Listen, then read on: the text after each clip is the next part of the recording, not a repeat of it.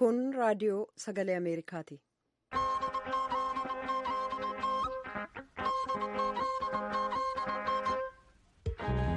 Raadiyoon sagalee Ameerikaa wixataa qabee hanga jimaataatti galgala keessaa sa'a 2:00 jalqabee hanga sa'a 3:00 meetir baandii 19:22-25 irratti Waashingtan DC irraa kan dabarsu sagantaa afaan Oromoo amma jalqaba.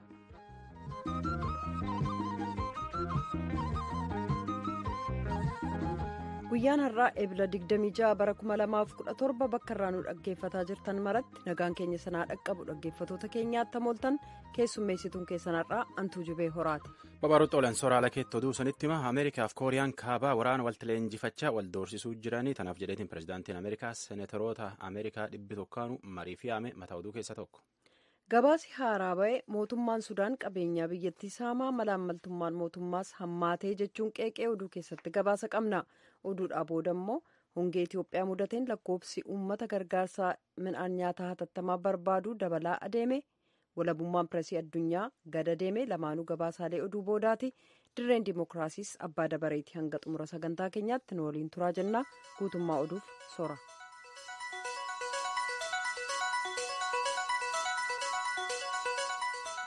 Akka gabaasii dhaaba mirga namaa eegu ka Ameerikaa jiru inaaf piroojeekti jedhutti mootummaan Suudaan qabeenya uummata balleessee warqiif zayitii fi lafa uummataallee duraa hate. Bulchootii mootummaa gugurdoon akka gabaas kanaatti qabeenyi kana cufaayyuu ufumaan qabaadhatan. Mootummaan Suudaan ammoo siyaasaa wayyeessee akka biyyattilleen akka biyyaatti mari'attee karaa araaraa waldaan Afrikaa baasillee irratti hojjechuu jirtu dubbachuu jira. Jeems Baatiitti oduu tanaan erge jaalanne.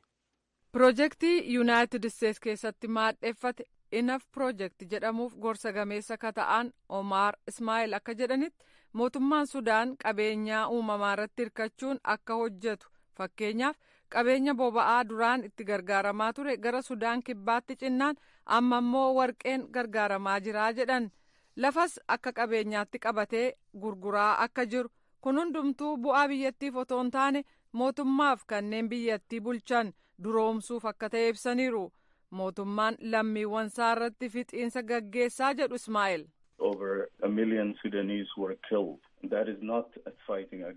Lammiiwwan Sudaan kanneen miliyoona 1 caalan ajjeefamanii jiru.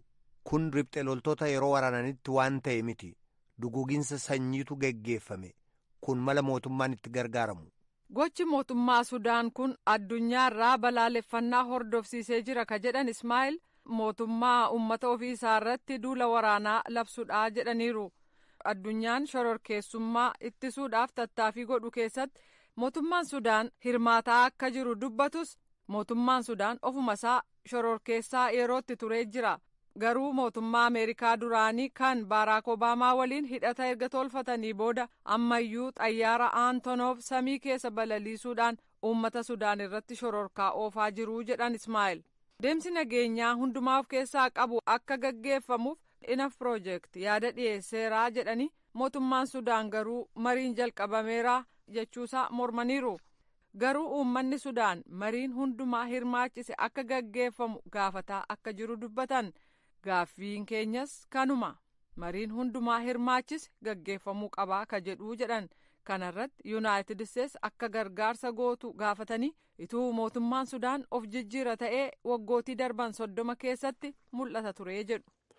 Burundiitti nama kuma hedduutti beela'e makiinaa 10 kan midhaan fa'atee yaa'ullee karaarran lafatti sodaa jedhaniitiin achi dabruu dhowwan akka sagantaan nyaata addunyaa WFP'n jedhutti makiinaa 10 ka kuntaala kuma hedduu qabateetiin sila uummata Koongoo kadaarii biyyi suniitti baqate qarqaaruuf yaa'uu jiru achi yaa'uu dhowwanii oduu himaan poolisii Burundii Piyeer Nakurikii ammoo Ruwaandaatti bara 2015 jalqabdee lafti sodaa waan taateef achi yaa'uu nam dhowwan. Itti gaafatan amantii kaatoolikii Roomaa Firaansis jimaata itti aanu keessa Masriitti imaltuu dhaqa. Torbaan kan keessa jechuu yooyyuu itti gaafatamaan kun yoo ammaan tana itti gaafatamaan kun imaltuu dhaqa kanatti keessumattuu iyyuu Kiristaanaa fi Musliimii gara Masriitii fi biyya jidduu galabaa jiran akkama walitti jiran itti gaafatamaan amantii kaatoolikii kana marroo lama biyyi musliima tana itti gaafatamtoota jechuun marroo lammeessoot ka biyyi musliima tan dhaqan dhiyoo tana keessa mana amantii kiristaanaa Masrii jiru keessatti warri biyyi nagaa dhowwan jedhan ol duudee nama 40 caalfite. Taammantan caqasuu jirtan turre raadiyoonii VOA sagantaa afaan Oromooti. Pireezidaantiin Ameerikaa Doonaald Tiraamp waan mootummaan Kooriyaa kaabaa ammaan tan Ameerikaa yaaddesseef wal mari'achuuf seenataroota Ameerikaa dhibbaanu waajjira bulchiinsa mootummaa Ameerikaa Waayit Haawusitti yaame. Yaaddoo tana ministeerittis waraana Ameerikaa Jim Mattis, ministeer haajaa alaa Ameerikaa Rex Tillerson, Daayirektar basaasa Ameerikaa Dan Kootsii fi itti gaafatamaa waraana Ameerikaa Jeneraal Joosef Danford faatti seenataroota Ameerikaa tana mari'achiise. Mootummaan Ameerikaa yooyyuu hoddoo yoo waan akkanaatti yaaddaa bulchoota Ameerikaatiin wal mari'achuu fi Koongireesii galma walga'ii Ameerikaa Kaapitool Hiil dhaqa amma immoo waan hedduu tolchanii hin beekne waajjira bulchiinsa Ameerikaatti yaamanii mari'achiisan. Pireezidaant Tiraamp dhiyoo tana keessaayyuu akka mootummaan Kooriyaa kaabaa itti deemuu jiru doorsisiin itti jiru kun waan itti callisuu mala miti jechuun waraana Ameerikaallee qopheesseetiin seenetarootillee akka irratti mari'atan tolche akka tokkummaan mootummootallee biyyitaan adab gaafate yookaan ufumaan itti seennaa jedhe. Kooriyaan kaabaa biyyi mootummaa humnaan nan bulchi qabdu baranallee misaayil waraanaa ta'a addunyaan waliin naanu jettu tokkofatteetiin biyyi hedduu yaaddessuut jirti. Ameerikaan akka itti gaafatamaan maallaqisii Steven Munchin jedhetti waan takkum tolchitee hin beekne akka malee gibira namirraa xiqqeessuuf deemti. Akka Steven jedhutti dhaabbilee daldalaa durii gibira harka 35 kaffalanirra amma gibir xiqqeessanii fi gara harka 15tti gad buusaniif nam dhuunfaarraa immoo akka bulchiinsi Ameerikaa jedhutti gibir isaan baasanirra harka 39tiif qabxii jeerra hagum xiqqaa tokko irra xiqqeessan.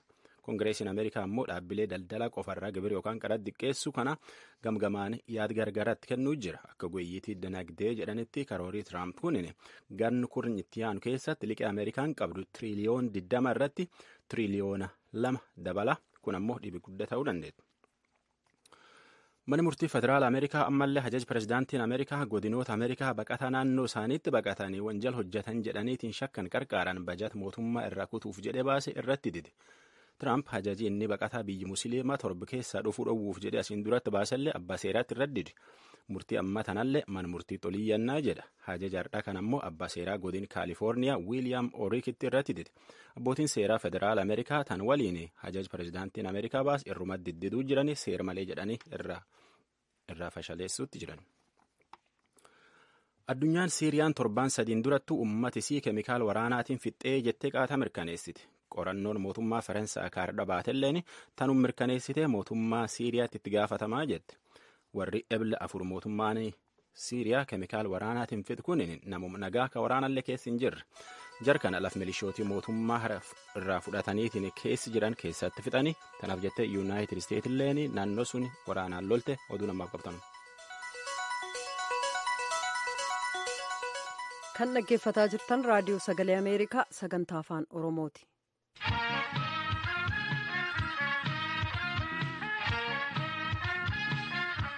Itoophiyaa keessaa sababaa hongeen kan ka'e lakkoofsi namoota gargaarsa midhaan nyaataa hatattamaa isaan barbaachisu baatii 4 keessatti miliyoona 2 dabale. Yeroo ammaa lakkoofsi uummata gargaarsa hatattamaa barbaadu miliyoona 7.78 gaheeraa jedhama. Tsiyoon Girmaa hoogganaa koomishina biyyoolessaa kan gaggeessaa hojii yaaddoo balaa obbo Mitikkuu Kaasaa dubbisuun gabaasteetti jaallannee dhiyeessa. Baatii amajjii bara 2017 lakkoofsi fata'ee ture uummanni miliyoona 5.6 gargaarsa ka barbaadu yoo ta'u naannoo horsiisee bulaatti caamni dhaqqabe dabalaa dhufuusaatiin lakkoofsi kun ol ka'ee jedhu obbo Mitikkuu Kaasaa. Naannoo lakkoofsi gargaaramtootaatti dabalee innaa ibsan. ወደ 1.5 ሚሊዮን አካባቢ ከኦሮሚያ ክልል ነው። kanneen gara miliyoona tokko walakkaa ta'an naannoo Oromiyaarraati. 200,000 immoo naannoo sabaaf sablammootaaf uummattoota kibbaarraati. Kanneen gara 300,000 ta'an naannoo Amaaraarraati. Bulchiisa naannoo Amaaraa keessatti sababaa sadiin lakkoofsi kun dabaluusaa ibsan. Naannoon cabbiin dhahamee jira. Qorrii fi lolaan bishaanii kanneen isaan mudatanii jiran. Kanaaf oomishni isaanii manca'uutu lakkoofsi kun 300,000 fi 4,000 akka guddatu taasisee jedhan. Itoophiyaan biyyoota beelaan dhahaman jedhaman keessa hin jirtu. Caama kana dura dhaabbachuu dandeessee jirti ega jedhame lakkoofsi gargaaramtootaa attamitti dabaleessa jedhuuf. እናቅርብ የነበረው ለ5.6 ሚሊዮን ዜጎቻችን ነው። ስለዚህ እሱን እያቀረብን ባለንበት ሁኔታ ነው። በእርዳታ ከgargaarsa kennaafii turre lammiiwwan keenya miliyoona 5.6 ture. Isaan kanaaf utuu kennaa jirruuti lammiiwwan keenya gargaarsa jalatti nammatamiin kun dabalataan ka dhufan. Kanaaf isaan ilaalchisuudhaanis akka lakkoofsa keenyaatti ebla bara 2009 irraa jalqabee gargaarsa kennaa jirra. Lammiiwwan miliyoona 7.7. Gargaarsi maallaqaa ka doolaara biliyoona 1 akka barbaachisu dubbatamaa ture. Hagamtu argame isa jedhuuf. ብዙም አይደለም አሁን የሰጡ አለ። አሁን ለምሳሌ የአሜሪካ መንግስት ወርልድ ፉድ ፕሮግራም አማካኝነት ባየስ miti ka kennan ni jiru fakkeenyaaf mootummaan Ameerikaa karaa sagantaa nyaata addunyaaf ijoob ka jedhamu emergency operation ka jedhamu gara doolaara miliyoona 100 miliyoona 14 kennee jira. mootummoonni kabiroon tokko tokkos aga miliyoona 10 gadi kanneen kennan ni jiru. Garuu ija gargaarsa gaafatamee jiruun yeroo laalamuu qabbanaadhaa jedhan sababiinsaas biyyoonni hedduun beelaan dhahamuu addunyaa irratti labsamaa jira. Gargaarsis akkuma kana dabalaa deema waan ta'eef muddama jiraa jedhan. Kana madaalii keessa galchuun caalaatti hojjetaa ka jiru mootummaa Itoophiyaa waan ta'eef mootummaan federaalaa qarshii Itoophiyaa biliyoona 1 ramadee marsaa duraaf sosso'aa jiraa jedhan. Bulchiisi naannoo adda addaas bajata ofii ramaduun sosso'aa akka jiran dubbataniiru.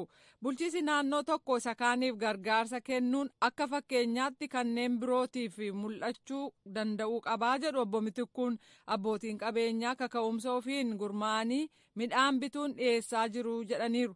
Akka Itoophiyaatti beelli hin jiru. Gargaarsi guutummaatti dhiyaataa waan jiruuf kanaaf caamni jira beelli hin jiru jedhan. Naannoo caamni mudateetti mana barnootaa deemuun ijoolleen dhaabanii jiru ka jedhameef dhaabatee ture kana ittisuuf mana barumsaa keessatti nyaata dhiyeessuun ijoolleen akka baratan ta'aa akka jiru dubbatan. Kanaaf mootummaan federaalaa qarshii miliyoona 100 miliyoona 98 ramaduusaa bulchiisi naannoos bajata ofiirraa ramaduu isaanii dubbatan. Kanaan ala jaarmiyoota alaa kan akka Save the Children, World Food Program sagantaa nyaata addunyaa fi kanneen biroo sagantaa nyaataa mana barumsaa keessatti kennamutti dabalamanii hojjetaa akka jiran ibsaniiru obbo Mitikuu Kaasaa.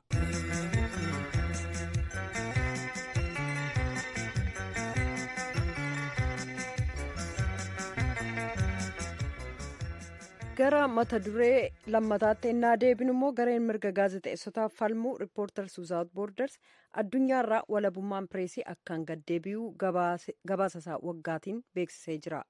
bara 2009 seerri farra shororkeessummaa Itoophiyaa erga bahee qabee tooftaadhaan gaazexeessotatti duulamaa jira. himannaa seera kanaatiin walqabatee waggoota dheeraa hidhaan adabsiisuuf aangawoonni gaazexeessota irratti himannaan utuun dhiyaatin yeroo dheeraaf to'annaa jala akka tursan eeyyamaaf. bara 2014 erga gaazexaaleen 6 gaazexeessonni 30 biyyaa baqatanii qabee fooyya'inni argame hagas miti. bara 2016 kan labsameef hanga yoonaa hojiirra oolee kan jiru labsiin yeroo hatattamaas lammiiwwan Itoophiyaa caasaalee sabaa himaa adda addaa akka hin hordofne uggureera. sabaa himaa ukkaamsuuf jechaan doorsisuu namoota hidhuun ammayyuu itti fufee jira. gaazexeessota hidhaa keessa jiran keessaa Iskandar Naggaa waaltaalee sabaa himaa addunyaan kan qophaa'e badhaasa goota walabummaa miidiyaa jedhu badhaafamee jira. haati warraa gaazexeessaa Iskandar Naggaa gaazexeessituu Sarkaalem Faasil baatii guraandhalaa keessa waa'ee abbaa warraa ishee hidhaa keessa jiru raadiyoo sagalee Ameerikaaf akka ibsitetti kan dhaqee daawwatu nama xiqqoo qofaa jette. በቋሚነት እናቴና ሌላ አንድ የቤተሰብ አካል ነች የምትጠይቀው ከነሱ ውጪ ሰው አይገባም። dhaabbataadhaan haadha koof miseensa maatii keessaa nama tokko qofaatu dhaqee gaafata. kanaa achi namni seenuu hin danda'u. kitaabonni yookaan waan dubbifamu kamiyyuu hin seenu. kitaaba qulqulluuyyuu nama harkaa fudhatu. halkan tokkotti yeroo 3 seenanii sakatta'uun maal akka barbaadan hin beekamu. dhiibbaa guddaatarra jira.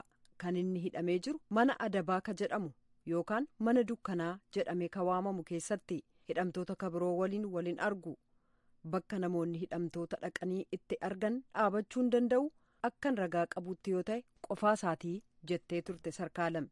gareen mirga sabaa himaaf falmu Reporters Without Borders keessumaa biyyootii diimokiraatawaa keessaallee waggoota darban keessa walabummaan pireesii gadi deemuusaa tuqee jira. gabaasisuun akka jedhutti walabummaan pireesii gadi bu'uun bakka namoonni abboota irree ta'an keessatti beekaman kan akka Poolaand, Hangariif Turkii ta'uu tuqeera. akkaataa diimokiraasiin itti gaddeebi'aa deemu kanneen hubatan maraaf yaaddessaadha. yoo walabummaan pireesii amansiisaan ta'in walabummaa kabiroonis abdiin qabuu jedhu barreessaa muummichi Reporters Without Borders Christophe Deloyer. walumaa gala biyyoota qorannaan keessatti geggeessame 100 harka 62 bara 2017 keessa walabummaan pireesii isaanii gadi bu'ee jira. Noorweey, Swiidin, Fiinlaand, Deenmaarkii fi Neezerlaandis biyyoota walabummaa gaazexeessotaa laalchisee bakka olaanaarra jirani. kanneen akkaan gaddeebi'an immoo Saawud Arabiyaa, Itiyoophiyaa, Maaldiivii fi Uzbekistaani. gabaasi garee kanaa pirezidaantiin yuunaayitid isteetsi doonaald tiraamp erga filatamanii qabee sabaa himaa irratti fuulleffachuudhaan oduun isaanii kijibaa ittiin jechuu isaanii ibseera. yuunaayitid isteetsi toora gareen kun kaa'erra 43ffaarra jirti. biriteen immoo toora 40ffaarra jirti. gara dhumaarra ka jiran immoo kooriyaa kaabaa, eertiraa, tarkmenistaan, siiriyaa fi chaayinaadha. erga bara 2016 qabee fooyya'ina kan argamsiisan immoo laawosii fi paakistaan ta'uun ibsamee jira.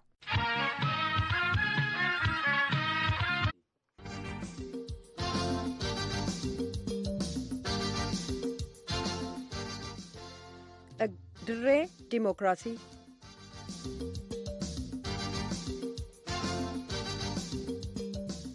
dhaggeeffatoota keenya mootummaan Itiyoophiyaa labsii yeroo hatattamaa baatilee 6'aaf biyyattii ittiin bulchaa ture baatilee 4 kabiroodhaaf yeroo dheeressee jiru kanatti paartileen mormitootaa biyyattii keessatti galmaa'anii socho'an akkamitti hojjetaa jiran marii siyaasaa paartii aangoo harkaa qabuuf paartilee biyyattii 21 gidduutti geggeessamaa ture keessa kadheenya bahe gamtaan madirak waa'ee marii kanaaf egeree biyyattii maal jedha.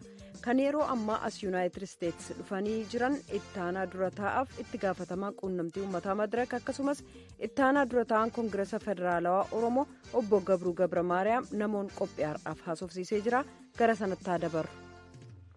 obbo gabruu hoogganoota koongireesa federaalawaa oromoo aga xiqqoo hidhaarraa hafanii ala jiran keessaa isin tokko yeroo amma biyya kana keessa jirtu miila maaliitu isin fidame? Akkuma beekamu as Yuunaayitid Isteetsi keessaa deeggartoota qabnaa, miseensota qabnaa. Karaa biraatiinis immoo namoonni adda addaa dhuunfaadhaanis kan dhaaba keenya deeggaran dubbisee maalirra akka jiru, biyyi maal keessa akka jirtuu fi maalitti adeemaa akka jirtu irratti haasa'uudhaa fi ofii kootiifis immoo maatiis dubbisuudhaaf hin dhufe.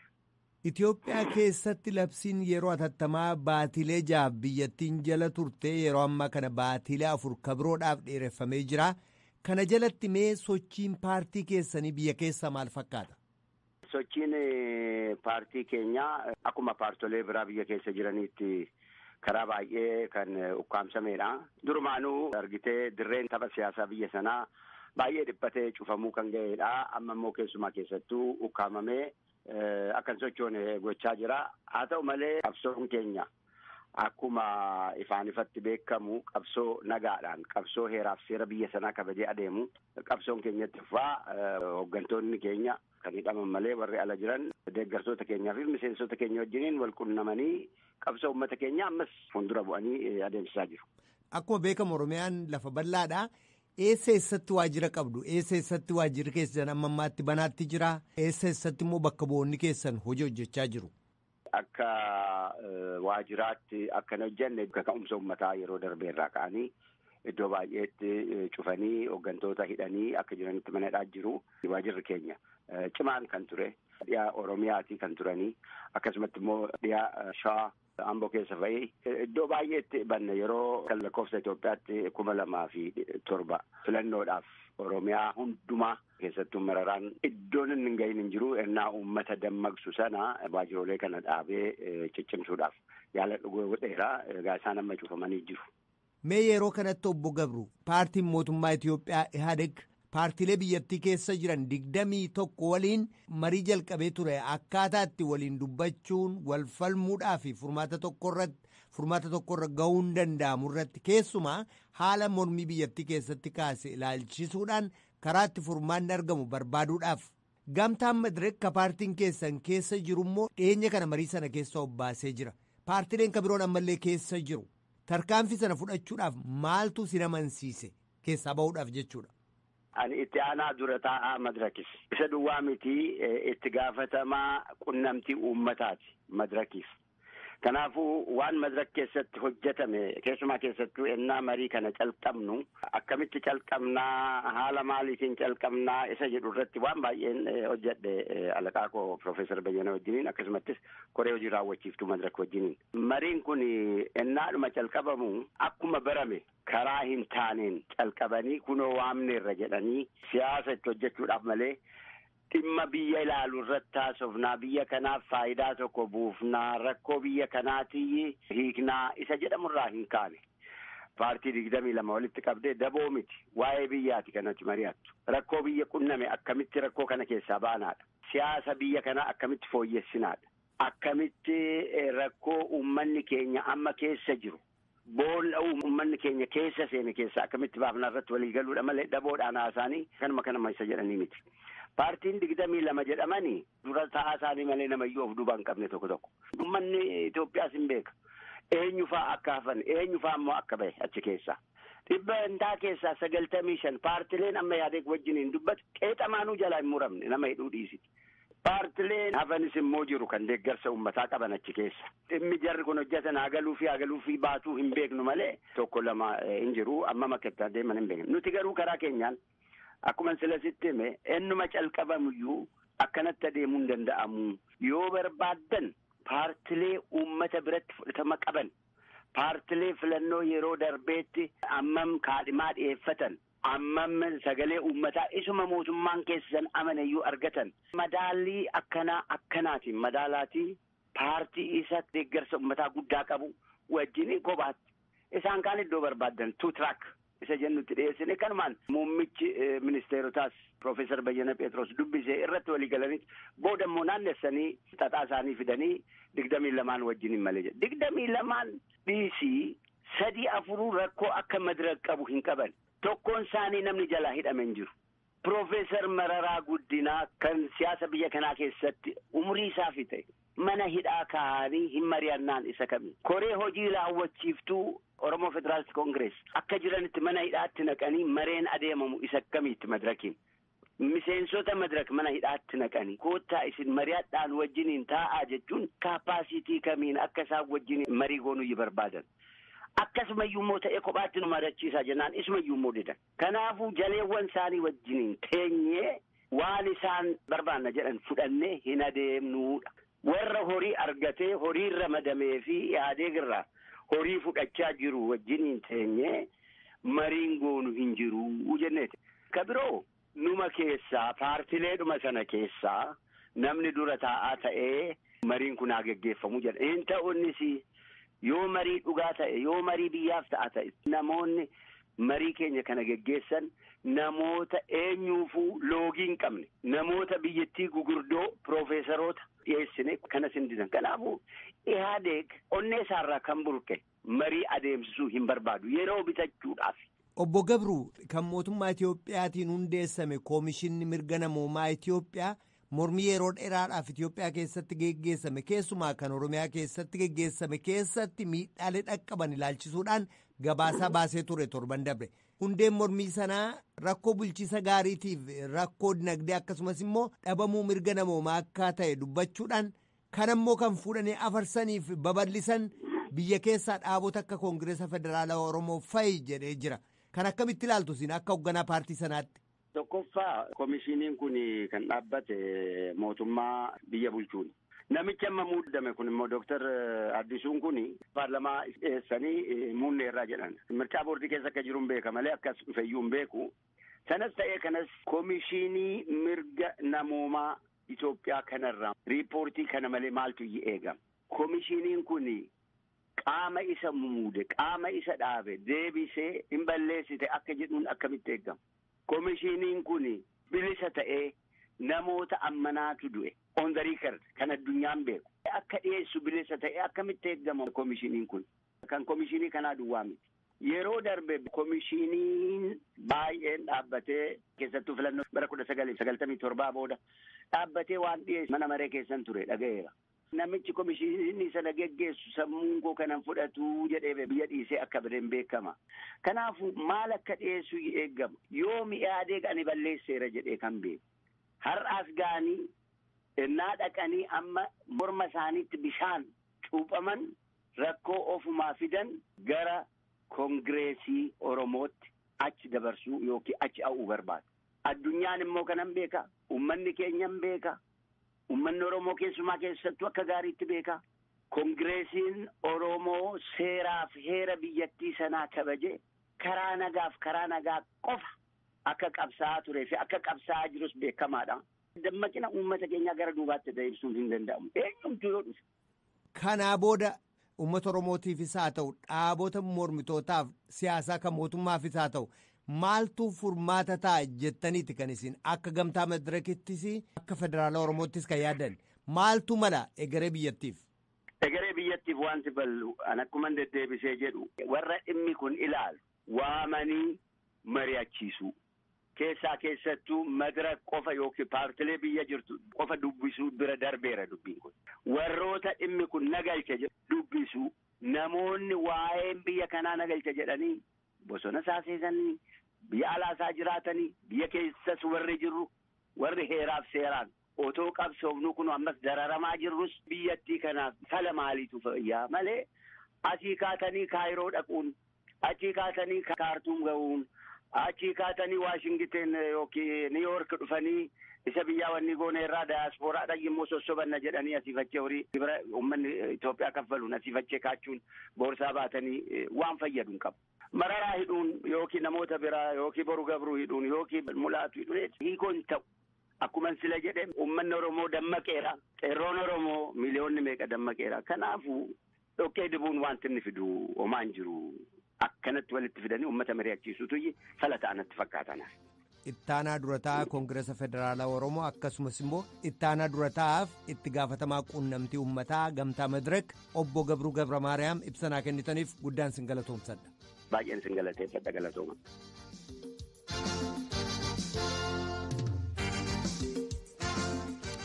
Ajalam qopheetiin fixuun duratti mataa oduu deebi'ee sanitti hima akka dhaabii akka gabaasii dhaaba mirga namaa Ameerikaa jiru inaaf piroojeekti jedhutti mootummaan Suudaan qabeen uummata balleessee warqii zayitii fi lafisaallee dura hate bulchoota mootummaa gugurdoon akka gabaas kanaatti qabeen kan cufaayyuu ofumaan qabaadhatan mootummaan Suudaan ammoo siyaasa isaa wayyeeffate akka biyyaallee wal mari'ateetiin karaa araaraa waldaan Afrikaa baaseen hojjechuu jiraachuusaa dubbata. Burundiitti nam hedduutti beela'ee makiina 10 kan midhaan fa'aateetiin silaa uummata daarii biyyisuuniirra jiru gargaaruuf yaa'ullee karaa rarane makiinaan kunin lafatti sodaa jedhaniitiin rarane akka gabaasii sagantaa nyaata addunyaa WFP'n jedhutti makiinaa kuntaal kum hedduu baatee yaa'u kana karaatti nagaan taa'inii jedheetiin mootummaan naannoo sunitti dabruu dhowwe. Itti gaafatamaan amantii kaatoolikii Roomaa Paap Firaansis jimaata itti yaanu kana masriitti imaltuu dhaqa. Yoo immaan tan itti gaafatamaan kun imaltuu dhaqa kunin sa'aatii jajjabduu kiristaanaa fi musliimii keessumattuu iyyuu masrii fi jidduu gala bahaa keessatti waan rakkin gargaara keessa waliin jiranii mataan oduu kanuma.